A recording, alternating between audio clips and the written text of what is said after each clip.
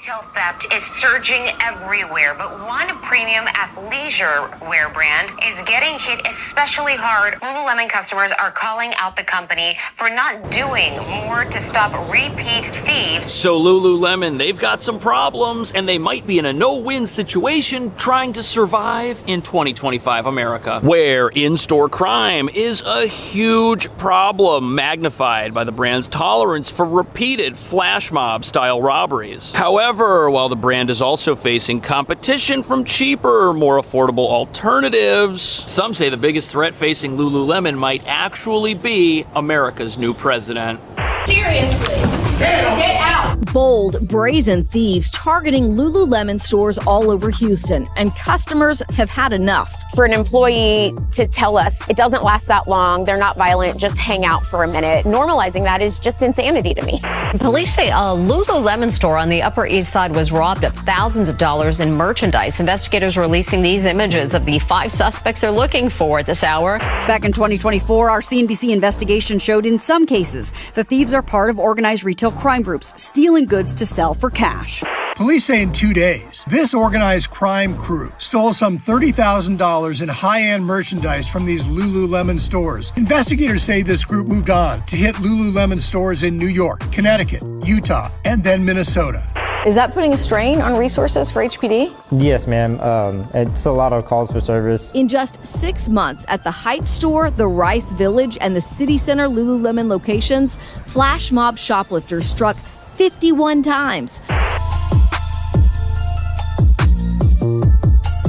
So fans of Lululemon are furious that President Trump's tariffs might jack up their prices even more. But what nobody's talking about is even though tariffs are part of the reason the company's prices are going up, they certainly aren't the only reason. In particular, the brand's lax attitude towards theft is a huge issue for its law-abiding customers, who don't even realize that the prices they pay subsidize corporate losses from those with sticky fingers, who apparently face little to no pushback from store employees as a matter of company policy. Now, of course, nobody should put their life on the line for a product in a store, but when crooks have an easier time stealing from Lululemon than, say, a grocery store, that should be a red flag. But it's not. And now, tariffs in particular are hitting this company's super thin profit margins, because pretty much everything made here is now subject to President Trump's new agenda, with 40% of their materials coming from Vietnam and just under 30% coming from China, 2 countries squarely in the crosshairs of what many are saying is a rebalancing of the global trade landscape. On top of that, customers have just gone through 4 years of financial turmoil starting in 2020, and many just don't have money for $120 yoga pants anymore. Which brings us to the real reason Lululemon's in a lot of trouble. They were already selling less overpriced merchandise, they've got their massive crime problem, and now these tariffs threaten to just push them over the edge. But probably the most shocking development is company management seems to have no idea how to turn any of this around, which is why they're raising prices on the few remaining customers they've got left, something that surely won't help them pump up their sales numbers, which have been in decline for the last few years. A problem made infinitely worse when the costs to operate just keep going up. Not just the cost of materials, but the costs of wages, even the power needed to run these stores. But as you're about to see, even though there is one thing this company could do to start saving money right now, for some reason they're not gonna do it, and nobody's quite sure why.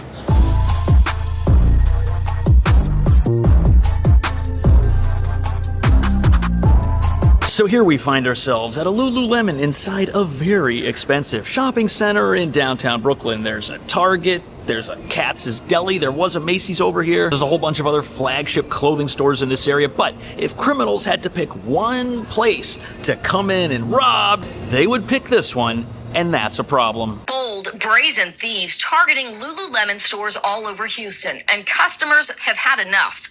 For an employee to tell us it doesn't last that long, they're not violent, just hang out for a minute, normalizing that is just insanity to me. I mean, why? So here we have a woman who was inside a Lululemon when one of these flash mob style robberies took place, and the store employees told her, hey, just chill out, it'll all be over soon. They're non-violent. Can you believe that? Apparently the customer couldn't believe it either, and to them it seemed like the employees were normalizing this theft of the very products she was in there willing to pay full price price for. Products that are about to have higher prices if they find themselves on this list the president is holding right here. But tariffs aren't the only problem. The company's CEO says its loyal customer base just isn't spending as much money as they used to, which essentially means the brand is burning the candle at both ends. And here's why that is. We're just shoveling as much merchandise as possible. They're called Lulu Boosters, selling stolen goods on social media. From these stores to your Facebook feed,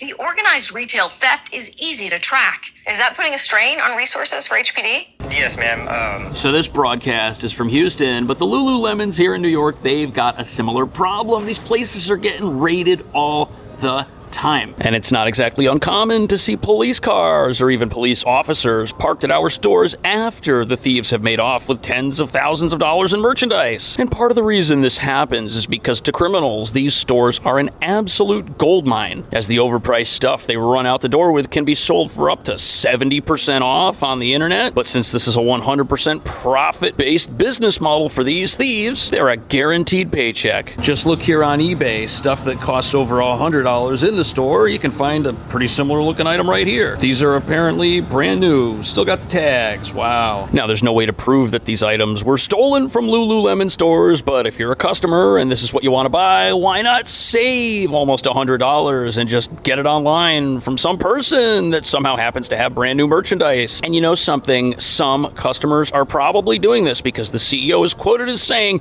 "We experienced lower store traffic in the Americas, particularly reflective of economic uncertainty, inflationary pressures, lower consumer confidence, and changes in discretionary spending." Which is a nice way of saying that if your customers can save money, they're certainly going to, and if they can do it while still buying your products, well, they might just do that too. In just 6 months at the Heights store, the Rice Village, and the City Center Lululemon locations, flash mob shoplifters struck 51 times.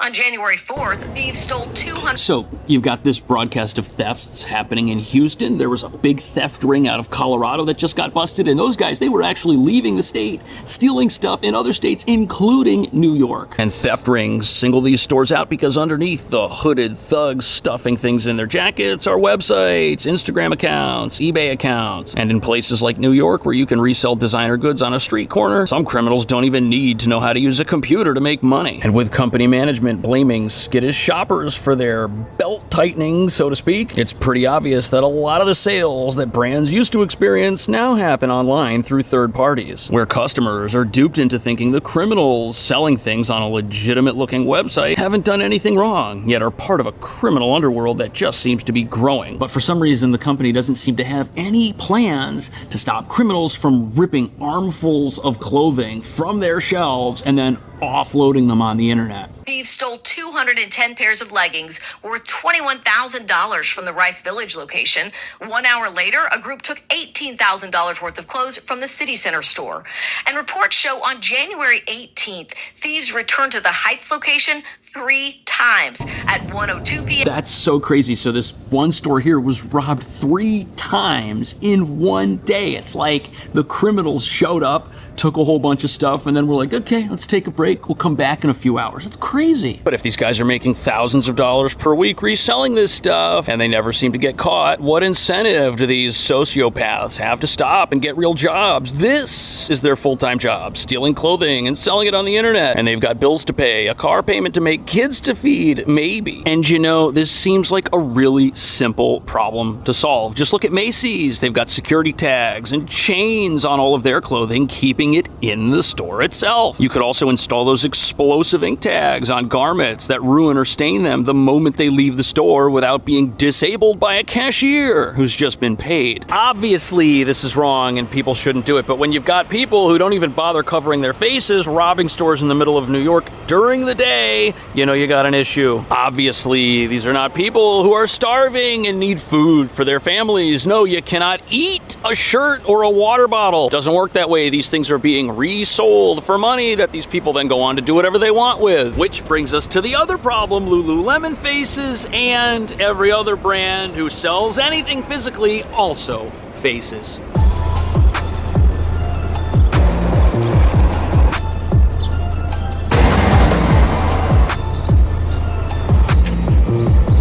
So 2025, this is the day and time of the internet. And if you're in a business and that business doesn't sell things like empanadas or Chipotle burritos, whatever it is could be taken and then sold by somebody else. Internet-related retail theft is rampant, and it's only getting worse. When this phenomenon first started, it was thought that companies like Amazon and eBay could stop it from happening by just getting the bad actors off their sites. But now, people aren't even selling this stuff on sites where you'd go to buy something. Which is why it's now more important than ever that those who steal get arrested and face justice. Retail theft crackdown along one of Chicago's premier shopping districts. CNBC had exclusive access in Chicago, Ventura County, and Los Angeles as police arrested shoplifting suspect after suspect. Our cameras followed Commander Michael Ware in Chicago. I have at least 2 undercovers in each store with their loss prevention. So the other interesting thing about 2025 is that even though we've got President Trump and these tariffs that companies like Lululemon say are going to sink their battleship, this is also a law and order president. And in certain parts of the country, Chicago of all places, as we just saw, there is a massive retail theft crackdown going on. It's just not happening inside Lululemon stores. It could potentially save them a lot of money if they would get the criminals out of their stores and stop them from stealing. Because remember, the cost something is purchased for includes the products that were stolen, which were never sold from that business. They've got to make money to stay open, and law-abiding customers subsidize these criminals. So far, 8 out of the 28 participating states reported more than 300 arrests, and more than 30 retailers took part in the operation, including Walgreens, TJ Maxx, Macy's, and Target. When you give specific focus to a crime, it reverberates. When they see it's being prosecuted, it's being taken seriously, it absolutely... Right, because when there are no consequences for shoplifting or stealing things, either from the actual store itself by making it more difficult, or from the city in which you live by actually putting people in jail when they take things that aren't theirs, you're gonna have this kind of thing. And for the last 4 years, we've heard every argument about how punishing crime in America is wrong. We're told it's too expensive to lock people up and put them in jail, even though the costs to society are lost jobs, lost incomes, and less opportunity for future generations whose parents are saddled with prices they can't afford on anything. Retailers reported a 93% increase in the average number of shoplifting incidents per year in 2023 versus 2019, and a 90% increase in dollar loss due to shoplifting. The thieves are part of organized retail crime groups, stealing goods to sell for cash. The idea is let's have one day where we focus and we concentrate. So look, don't get me wrong, it's great to see these retail theft empires get taken down. But the problem is, if you take out the kingpins,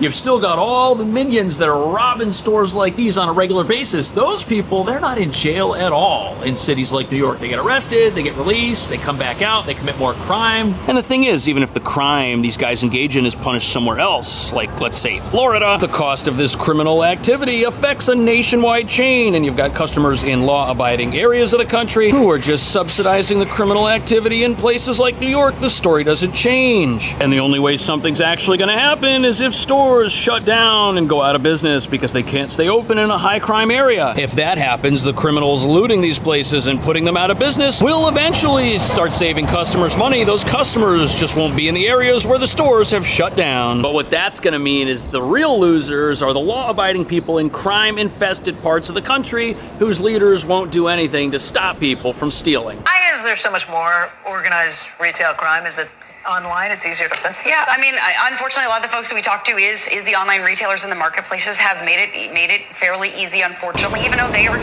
So when internet-enabled retail theft first started skyrocketing, the theory was you get the bad actors off the marketplaces like Amazon and eBay, and boom, problem solved. Now, Amazon, for their part, they have removed non-legitimate sellers of Lululemon items. I can only find expensive stuff that's the same price as what you'd find in the store or on Lululemon's actual website. But eBay's not doing that to the same extent, it doesn't look like. And then you've got Instagram, Facebook Marketplace. You got people saying, oh, this was a gift and I'm just gonna sell it even though it was actually stolen. It's got the tag on it because, oh, I just didn't like the color. Now, the progressive solution to crime is to have the companies punish it and to punish the companies who don't punish the crime. But we're past that. We've got people selling on social media sites. These are companies that just want to have as many users as they can. There's no way to kick people off those. They'll just come back tomorrow with another TikTok account showcasing their quote-unquote hauls, saying the DMs are open. And even though this is a terrible situation and we shouldn't have come here, at least now people are going to have to admit